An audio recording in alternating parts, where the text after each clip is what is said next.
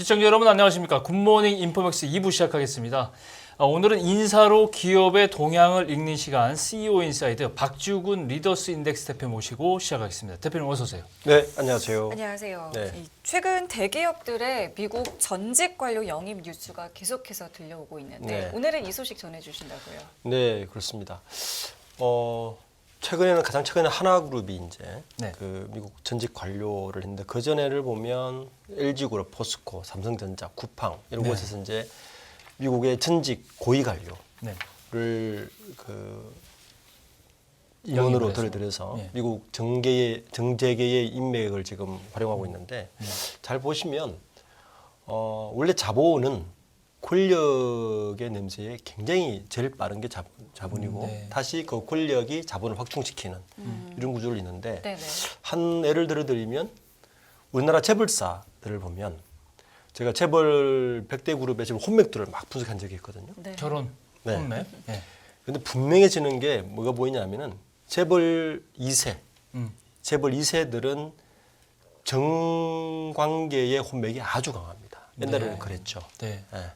그때는 우리나라의 모든 자본의 힘이 정부의 계획에 의해서 집행되던 시기에 있었기 때문에 자본이 권력과 혼맥으로 인연을 쌓아서 그걸 확충시키는 있었는데 이게 1990년도 후반 들면서 최근에 그 재벌들과 정계 인사들과 혼맥 들어보신 적 없으시죠?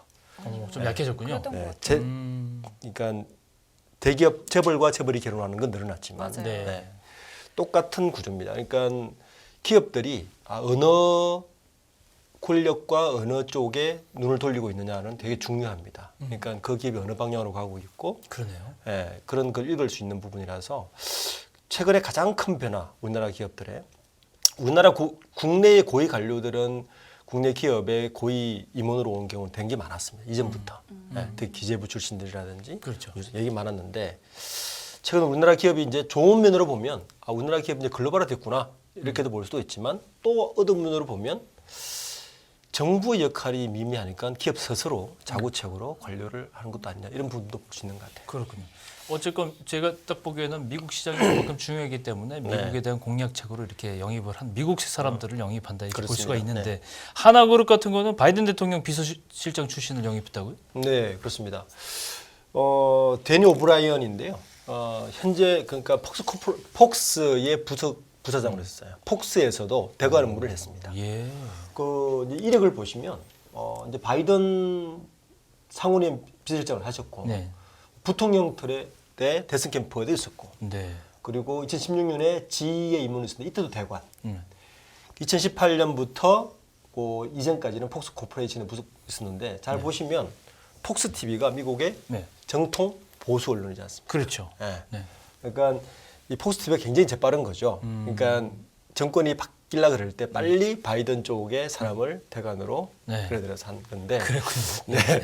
하나도 이때 놓치지 않고 이분을 이제 그 수석 부사장으로 임명을 했는데 하나는 가장 큰 게 걸린 게 있어요. 네. 그러니까 미국의 IRA법이 우리는 이제 그 자동차 쪽만 가고 있지만 사실은 태양광도 큽니다. 네. 사실은 미국의 IRA 미중 무역 분쟁에 가장 수혜를 입은 기업 저는 하나라고 봅니다. 왜냐하면 잘 아시다시피 태양광의 전 세계 마켓 쉐어의 70% 이상이 중국입니다. 그렇죠. 네. 모든 밸류체인을 다 가지고 있는데 또 이 가격 경쟁력뿐만 아니라 기술 경쟁력이 사실 우리나라가 안 돼요. 그런데 이거를 미국이 막아줬다. 가장 큰 수혜는 한국의 하나와 OCI다. 그렇군요. 특히 하나의 경우에는 모든 밸류체인을 다 가지고 있거든요. 태양광에. 그 덕분에 하나는 현재 미국의 주택용, 상업용 태양광 모듈 시장 마켓쉐어 1위입니다. 네. 거기에다가 작년 4분기에 이 덕분에 하나 솔루션 내에 이제 하나 태양광 사업부인데 요 부분 매출이 2조 8천억을 넘겼고 네. 2조를 돌파한 거죠. 네. 하나 솔루션의 영업이익 흑자의 가장 큰 비중을 차지하는 것도 태양광이 되어버렸습니다. 그렇군요. 거기에다가 이제 원래 그 미국에 3조 2천억을 투자하거든요. 그러니까 현재 그 1.7 기가와트 정도의 태양광 시설이 있는데 이거를 5.1까지 늘려요. 그러니까 3조 2천을 투자하는데 아시듯이 IRA 법안에 따르면 이런 투자를 할 때 미국에서 엄청난 지원이 있지 않습니까? 네. 1조 이상의 지원이 있는데 네. 아마 이 부분에 대한 윤활유 역할, 가교 역할 이런 부분들을 우리 오브라이언 그 총괄임원이 부서장이 할 것 같고 하나 입장에서는 굉장히 필요한 분이라고 봐야죠. 그렇죠. 예. 그래서 뭐 하나는 제가 볼 때 바른 선택을 했다. 그리고 뭐 그 오브라이언 부서장이 얼마나 잘할지 모르겠지만 하나 입장에서는 적재적소에 필요한 부분을 뽑았다라고 생각하고 있습니다. 예. 삼성전자도 뭐 비슷한 사례가 좀 있을 것 같은데 어떤 인사들이 좀 있나요? 하나가 바이든 쪽을 대부분 민주당 쪽이 많은데 그 삼성전자가 장 1년 전이었어요. 네. 갑자기 그 리퍼트 주한미 대사를 네. 북미 법인 부서장으로 영입했는데 이분은 오바마 행정부 사람이죠. 그렇죠. 네. 그리고 미국 국가안전보위 보장회의 비서실장 출신이고 재밌는 건 이분이 14년부터 17년까지 주한미국 대사를 지냈는데 이분이 그 아들과 딸이 있는데 둘 다 한국에서 나왔어요. 맞아요. 기억나요. 그리고 이제 괴한하게 피습당한 것도 그때 예, 예. 이벤트가 있고 했었는데 야구 되게 좋아하고 그랬죠. 맞아요. 이분의 영입은 그 특히 미국도 반도체뿐만 아니라 여러 가지 미국 그 삼성이 걸려 있지 않습니까? 특히 뭐 그런 부분 때문에 그 삼성이 탄탄한 미국 경제 인프라 이 리포트가 갖고 있는 요 인맥을 충분히 이제 활용하고 소통이 가능해졌다라는 분석을 사실 내놓을 수 있고 또 삼성 입장에서는 정부가 바뀌었을 때 그 민주당 정부가 바뀌었을 때 빨리 그 오바마 쪽이도 민주당 쪽이니까 리포트 주한대사를 영입한 걸로 보입니다. 그렇군요. LG 같은 경우는 트럼프의 남자를 영입했다 이렇게 표현을 하시던데. 그렇죠. 예. LG그룹은 그 대부분 백악관 출신들을 많이 뽑아요. 아무래도 핵심 인사이다 네. 보니까 백악관 부비서실장 출신인데 조 헤이긴이죠. 를 워싱턴 사무소 공동소장으로 작년에 임명을 했습니다. 네. 그 헤이긴 전 비서실장은 레이건부터 시작해서 역대 그 공화당 출신들을 다 모셨어요. 그렇군요. 그 레이건, 부시, 조지 W 부시, 그 부시 대통령, 트럼프까지 4명의 공화당 대통령을 모두 영입했거든요. 15년간. 네. 그러다 보니까 백악관에서 굉장히 그 영향이 있고 특히 이제 2018년도에 기억하시겠지만 싱가포르에서 열린 1차 북미 정상회담 이때도 이분이 참석했습니다. 그래서 LG 측은 LG 그룹도 미국과 엮인 게 많죠. 그래서 그 부분에 대해서 역할을 할 거고 특히 LG 그룹은 자동차 전장 사업 같은 경우는 특히 미국과의 빈승량이 많기 때문에 이분을 모신 것 같습니다. 네. 포스코 같은 경우에는 이제 미국 배터리 시장에 이제 적극적으로 좀 뛰어들고 있는데 네. 여기는 좀 어떤가요? 요즘 포스코 홀딩스 주식 뜨지 않습니까? 네. 그 포스코가 철강 회사가 아니라 배터리 회사인 줄 아는 분도 있어요. 맞아요. 네, 굉장히 포스코 홀딩스가 배터리 영역으로 엄청 커집니다. 특히 포스코 홀딩스가 두 가지가 있는데 포스코 홀딩스 주 매출추가 이제 포스코 케미칼을 통해서 2차 전지도 있지만 리튬 시장이 꽤 커요. 근데 최근 리튬 자원 시장을 보면 포스코 리튬의 삼각 그 체계가 어디냐면 볼리비아, 칠레, 아르헨티나입니다. 이게 전 세계 리튬 생산량의 50% 이상을 이게 가지고 있는데 특히 아르헨티나의 리튬 광산을 포스코가 최근에 개발을 했죠. 네네. 네. 근데 미국의 IRA법이나 그 미국 법들을 보면 최근에 중국에서 생산된 걸 계속 금지시키고 있어요. 네. 그러다 보니까 미국 포스코 입장에서는 아르헨티나 광산에서 만든 리튬이나 이런 2차 전지 소재를 미국 시장에 가기 위한 교두보가 되게 필요한 시장이고 그래서 포스코도 2001년도에 트럼프 정부 시절에 북핵 협상 대표로 일했던 스티븐 비건 많이 들어보셨죠? 네. 전 국무부 부장관을 고문으로 영입했습니다. 네. 그러니까 그런 역할들을 필요한 이유는 최근에 미중 무역에서 미국의 그 어떤 안보나 이런 관련된 그 뭐 사업이나 재료나 원자재 같은 것들을 공급할 때 굉장히 필요한 것들을 보고 국내 기업들이 굉장히 제일 빠르게 지금 움직이고 있는 것 같아요. 그렇군요. 각 기업들 지금 말씀해 주신 기업들을 보면 미국 시장에서의 어떤 자기네들의 기업들의 방향성과 맞는 사람들을 영입하기 위해서 굉장히 노력했다 이렇게 예, 보이는데 맞습니다. 쿠팡 같은 경우는 2년 전에 뉴욕 증시 성장했잖아요. 네. 근데 이때도 보니까 뭐 백악관 동향 모르면 안 된다 이런 의지로 맞습니다. 예, 백악관 출신 인사를 뽑았던 것 같아요. 굉장히 기업들이 빠른 것 같아요. 네. 자기들의 뭐 이익과 직접 관련이 있기도 하지만 그 알렉스 윙이라고 그 당시 대북 협상 무역 부대표 출신입니다. 유엔 특별 정부 차석 대사인데 이분을 그 쿠팡에서 빨리 영입을 했어요. 쿠팡은 또 쿠팡이 국내에서 기업을 하는 것 같지만 사실 미국 시장도 노리고 있다. 네. 그렇죠. 예. 이렇게 이제 읽을 수 있는 대목이죠. 예. 네. 그 저희가 또 현대모비스 이야기 이제 네. 몇 주 전에 하면서 여기에 이제 그 대미 통상 전문가 영입한 이야기 했었잖아요. 네, 네. 그 부분도 좀 다시 한번 언급해 주실까요? 지난주에 말씀드렸지만 제임스 김, 제임스 김. 그 현재 그 암참 회장. 아, 네네. 예. 이제 저는 왜 그 지금 쭉 열거한 기업들 중에 현대차가 이렇게 빨리 움직이지 않았을까? 왜냐하면 현대차의 경우에는 북미 시장에서 굉장히 중요한 역할, 특히 IRA법이 있는데 그렇죠. 뭐 아니나 다를까 바로 암참 회장인 그 제임스 김을 바로 영입했습니다. 특히 이제 GM CEO까지 하셨는데 네네. 경쟁사일 수도 있잖아요. 그렇죠. 바로 영입을 해서 지금 미국 시장 IRA법을 대응하고 있는 것 같습니다.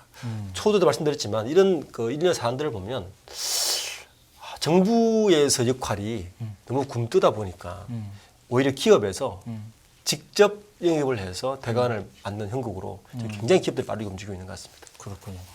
그게 어떻게 보면 정답이라고 저는 생각하는 게 네. 기업들이 실상을 잘 알고 또 그렇죠. 자기네들이 맞는 그 로비 활동을 해야 되기 때문에 네. 다 이렇게 보여지는데요. 재미있으면서도 굉장히 전략적이다 이렇게 생각이 됩니다. 자, 그러면 조금 다른 얘기. 이번에 KT 얘기 좀 해볼까요? 네. 주총을 이제 3월 말에 앞두고 있었던 네. KT. 정말 이게 정말 핫 이슈인데요, 요즘에. 네, 핫 이슈입니다. 윤경림 대표가 이제 최종 후보인데 네. 이제 주총 통과를 앞두고 있잖아요. 네. 어떻게 될 것 같습니까?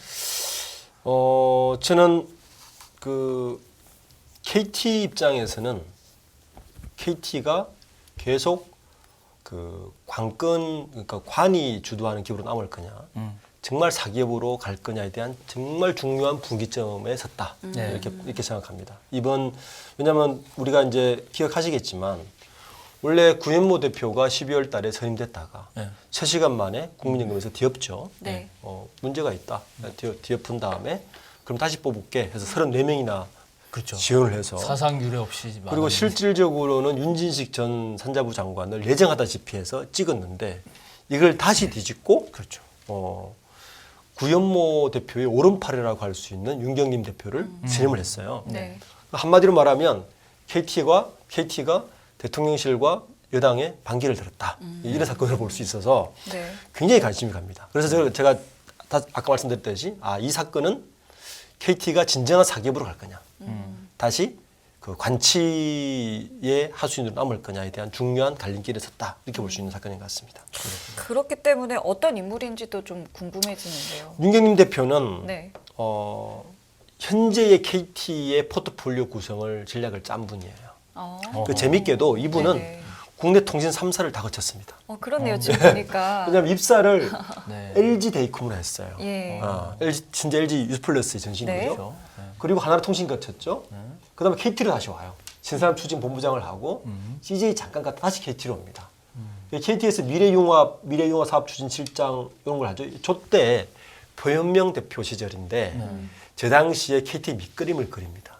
근데 저 밑그림을 그릴 때 유심히 본 기업이 하나인데 바로 현대차입니다. 현대차 스카웃을 해가요. 예. 현대차의 오픈 이노베이션 본부장 전략 사업장인데 현대차의 모빌리티 사업 전략을 이분이 많이 관여합니다. 우리가 현대차 모빌리티 막 이야기 하잖아요. 네네. 그 부분을 강화시키기 이분의 위해서 특징이 뭐냐면 예. 그 윤경 대표 특징이 뭐냐면 기존의 그 기업이 가지고 있는 핵심 역량이 자동차면 자동차, KT면 통신이잖아요. 예. 비안드 그 핵심을 넘어서는 전략이 뭘까라는 걸 고민하시는 분이에요.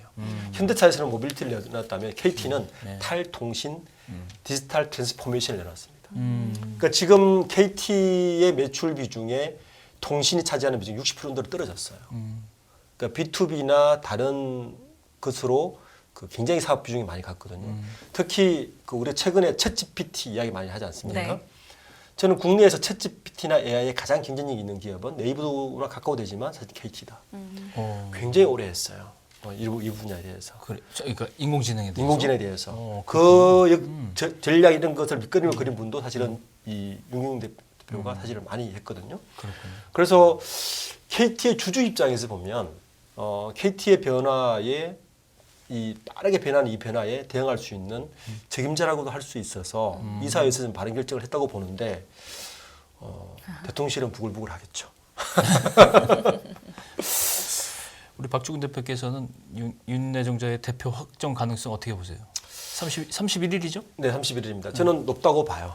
왜냐하면 두 가지 이유 때문인데 지금 국민연금이 그 12월 말 그러니까 주주총회에서 표를 던질 수 있는 그 기준으로 해서 해봤을 때 10.3%가 되거든요. 2대 주주가 현대차고 네네. 그다음에 다른 주주들이 있긴 한데 신한은행도 뭐 5.5%를 갖고 있으니까 국민연금에서 지금까지 반대했던 이유가 표면적인 이유는 스튜디오 코드라는 것을 내세워서 네. 뭐 프로세스가 정당하지 않았다. 우리 의사가 충분히 전달되지 않았다 얘기하는데 지금으로서는 딱히 이 프로세스도 과정도 절차도 정당했고 이사회 다 정당했거든요. 딱히 반대할 이유는 반대한다면 관치금융을 더 덜어내는 꼴밖에 되지 않아서 굉장히 아이러니할 것 같아요. 반대하기가. 그래서 저는 통과될 가능성이 높지 않을까라는 생각을 하고 있습니다. 예. 그런데 지금 검찰이 구현모 대표 그리고 이 윤경림 사장에 대한 수사에 착수했다라는 보도가 나오고 있는 거기 네. 때문에 이것은 혹시 좀 영향을 미치지 않을까 싶기도 한데요. 이건 좀 어떻게 보고 계세요? 이 사건도 대통령실이나 여당 측에서 대놓고 반대하기 어려우니까 시민단체를 거쳐서 고발을 한 거죠. 그런 사건이거든요. 네. 이제 뭐 내용은 뭐 고발장이 접수됐으니까 수사를 해봐야 알겠지만 뭐 내용은 이겁니다. 그러니까 구현모 대표가 쌍둥이에요. 형이 있어요. 구준모 씨라고. 근데 구준모 씨가 회사를 하나 가지고 있습니다. KDFS라고. 네. 여기에 구현모 대표가 KD 일화 사건을 가지고 일감을 몰아줬다. 이런 이제 게 하나 있고. 네. KT가 기억하시겠지만 옛날 어릴 때 보면 KT가 각 동네마다 전화국이라는 게 있었잖아요. 맞아요. 굉장히 많았죠. 있었어요. 그렇죠. 지금 보신 적 있습니까? 있죠? 예, 네. 동네 거의 동네 거의 구 단위 수준으로 그렇죠. 다 있죠. 맞아요. 그게 이제 거의 다 없어지고 부동산 부자였어요. KT가 그것 때문에 그 터가 핵심 있기 요지에 대한 그게 있었기 때문에 그 요지를 네. 다 호텔이나 시설로 바꿉니다. 제일 대표적으로 잠실 롯데타워 옆에 가면 KT 전화국이었던 곳이 호텔 한동과 사무동으로 바뀌어 있어요. 그런 식으로 디벨로퍼 공사를 많이 합니다. 이제 그런 공사를 할 때, 그런 호텔 이런 걸 지을 때, 그 이사회 장악 그 관련 있는 분들을 좀 이렇게 보온해주는 사업권을 준다거나 하는 것들도 이번에 걸려 있어요. 그리고 이제 마지막 또 고발건은 이건 조금 넌센스인데 네. KT 이사회 장악을 위해서 사회이사들과 인천의 한 골프장에서 라운딩을 하고 스마트폰 선물을 줬다. 이거 많이 하거든요, 기업들이. 많은 기업들이 사회이사들 뭐 골프 운동 많이 하시고 하는데 이런까지 그런 걸 보면 그 여권이나 대통령실에서 많이 부글부글 하셨구나 이렇게 읽을 수 있는 대목인 것 같습니다. 어쨌든 윤경림 CEO 후보자죠. 네. 후보자가 뭐 여러 가지 뭐 재능 능력을 보여준 측면이 그동안 히스토리가 있었다. 지금 앞으로의 그럼 회사의 새 비전 어떤 걸 제시하고 있습니까? 저는 KT가 바뀌는 어쨌든 향후 이번 CES에서도 여러 이야기가 나왔지만 그 올해와 내년에 가장 큰 화두는 웹 3.0과 AI거든요. 네. 이 부분에서 KT가 저는 굉장히 경쟁력이 있다고 봐요. 잘하면.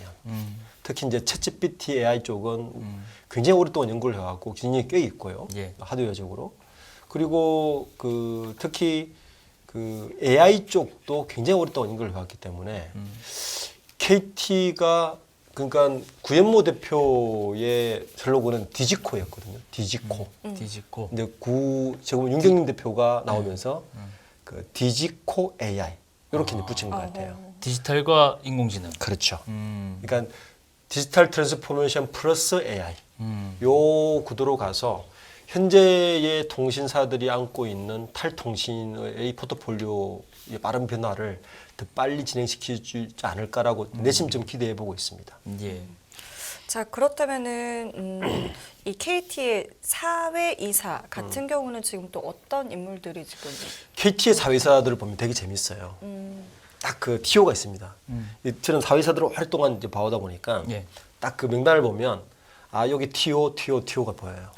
예. 관료 TO, 아 여기는 검찰 TO, 아. 여기는 뭐 교수 TO, 여기는 전문가 TO 보이는데 KT 사회이사의 항상 두 자리는 네. 그 현 여권, 현재 여권 인사들과 아주 관련이 있는 분들은 항상 모여왔습니다. 대표적으로 지금 요번에 이제 사임을 하셨지만 이강철 너무 잘하시는 분이지 않습니까? 네. 노무현 네. 대통령 시절이죠. 저기 보시면 이강철, 김대유 두 분인데 두 분 다 노무현 대통령 시절에 시민사회수석, 경제정책비서관입니다. 네. 저 자리 두 자리는 항상 현재 여권의 자리입니다. 그리고 정권이 바뀌면 항상 바로 사임을 하고 다시 여권 인사로 채웁니다. 아. 네, 저 두 자리고. 네. 그리고 표현명 사회에서는 KT 전직 관료 대표 자리입니다. 예. 그리고 그 연정, 그다음에 강충구 저기는 교수들 지호 자리입니다. 예. 그리고 유희열 저기는 관료 출신. 이렇게 정해져 있어요. 뭐 그래서 정해져 있는데 이번에 저기 이강철 저 사회이사가 중도 이제 사퇴를 하시고 네. 네. 저 자리에 현 여권 출신을 모시려고 오파를 했죠. 임성태 화우 고문이신데 네. 임성태 본부분 화우 고문은 대표적인 윤석열 인사로 봐야 되겠죠. 그렇죠. 왜냐하면 한국은행 금융통화위원 하셨고 금융위원회 사무총장 하셨고 상임위원 거치면서 윤석열 대통령 그 캠프에서 상임 경제특보를 지냈거든요. 그래서 계속 이분은 금융권에 오르내렸었어요. 뭐 예를 들어서 뭐 금융권에 뭐 어떤 자리가 맞아요. 나면 항상 오르내리는 네네. 분이 이분인데 네. 이런 분들은 뭐 영순위죠 항상 네. 사회사를 데려가려고. 그렇죠. 그래서 KT가 그러니까 이거는 반대하면서 대통령실과 여권의 의지는 반대하면서 이분을 모셨는데 아냐 다를까 임성태 화우 고문도 반리를 하셨어요. 왜 그랬을까요? 이제 뭐 표면적인 이유는 다른 쪽에 자리가 났어요. 대표이사 자리가. KB금융, KB 쪽에 났는데 제가 볼 때는 그런 어떤 이 정부와 KT와의 알력 관계가 좀 불편했던 것 같아요. 아, 네, 그 부분이 많이 역할을 하지 않았나라는 생각이 듭니다. 그렇군요. 네. 끝으로 올해 주총에 주목해야 될 만한 특징 중 하나가 바로 이 검찰 대기업의 검찰 출신 사회이사가 늘고 네. 있다. 통계가 좀 있나요? 있죠. 예? 과거에 비해서 많이 늘어났다. 지난주에 그 검찰 출신 관료, 고위 관료, 장차관급 뭐 18명인가 뭐 이렇게 발표해서 그 완전히 이슈가 된 적이 있죠. 네네. 그 중에서 제가 아까 초대 말씀드렸죠. 자본은 권력의 냄새를 훨씬 잘 맡는다. 네. 그래서 이번에 주주총회에서 사회이사 혹은 감사위원으로 신규 선임된 인사 중에서 예. 정부 관료 출신이 45명인데 그 중에 14명이 검찰 출신입니다. 굉장히 많죠. 예. 그러니까 거기다가 법조계 출신, 그러니까 사법부까지 포함하면 24명이에요. 그러니까 45명 중에 24명 관료 출신의 50% 이상이 그러네요. 법조계를 선호합니다. 네. 그러니까 기업들은 빠릅니다. 대표적인 분으로 몇 분 소개시켜드리면 이동열 전 서울지방검찰청 검사장, 현대유야 검사위원으로 선임되셨고요. 예. 네. 추천받았죠. 예. 차경환 전 수원지검 검찰청 검사장, 현대건설계계. 그리고 권순범 대구 고검장, 고려아연, 네. 강남일 전 차장검사 HL만도, 이상호 대전지검장 이마트. 뭐 이외에도 뭐 대부분 많습니다. 그러니까 제가 그 사회사를 한번 설명하면서 말씀드렸겠지만 제가 한 10년간 쭉 추적해 보면 기업들이 어떻게 그렇게 잘 알아요. 누가 힘이 있는지. 그래서 말씀드렸죠. 대한민국에서 힘 있는 기준은 딱 두 가지다. 전직 중에서 대형 로펌의 고문 그리고 사회이사 한 두 개를 최소한 두 개는 해야 이분 힘 있는 분이구나라고 느낄 수 있는. 그렇겠죠. 예.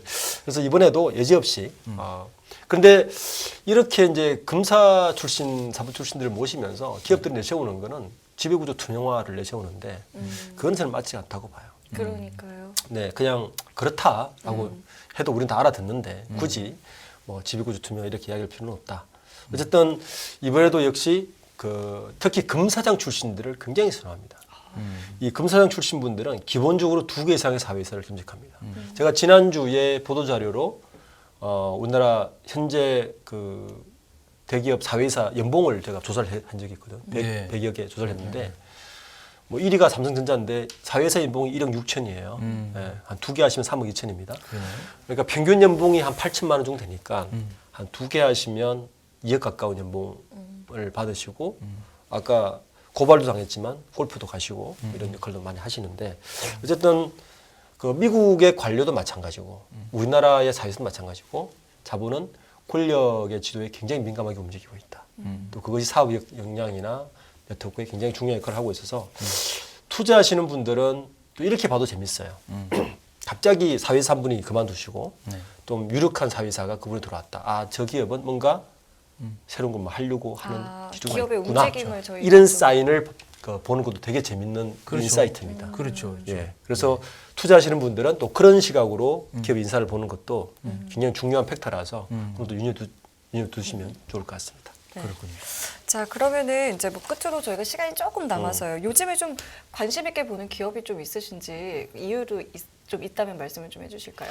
가장 어제 뉴스가 이제 하이브와 SL. 카카오가 갑자기 손을 잡았다. 네. 예. 저는 이미 얘기를 좀 했었어요. 12일 전에 미국에서 방시혁 의장하고 문소 의장이 만났죠. 네. 예, 만나서 그런 얘기 하지 않았겠습니까? 네. 자, 우리 둘이 싸워봐야 개인 주주만 좋아.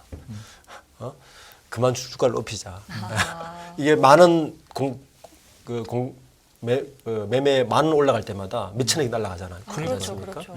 그러니까 15만 원이면 1조 한 2, 3천억 이렇게 날아가니까 예. 그래봐야 뭐 모기업들은 안 좋아지고 이게 웃긴 게 하이브와 카카오는 안 좋아지고 주가 떨어지고 SM만 올라가는 꼴이 되니까 저를 결정한 것 같고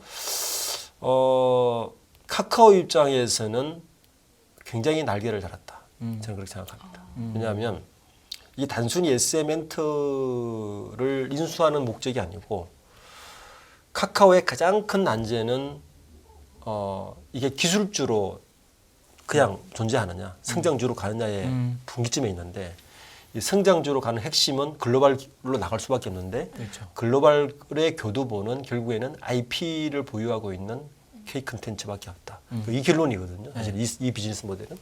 그래서 카카오 입장에서는 어쨌든 이 돈을 투자할 수밖에 없었다. 그 정도를 감호하나도 갈 수밖에 없는 상황이라서 이번 합의가 어쨌든 사업적으로는 두 곳 다 잘 냈으면 하는 바람입니다. 알겠습니다. 네, 자, 네. 오늘 저희는 여러 가지 이야기 좀 나눠봤는데요. 대표님과는 여기서 인사드리겠습니다. 고맙습니다. 네, 고맙습니다. 감사합니다. 예, 깊이가 다른 경제뉴스 연합뉴스 경제TV 오늘 여기서 마무리하겠습니다. 네, 시청해주신 여러분 감사드리고요. 저희는 내일 이 시간에 다시 찾아뵙겠습니다. 네, 지금까지 김경훈 성님이었습니다. 고맙습니다. 고맙습니다.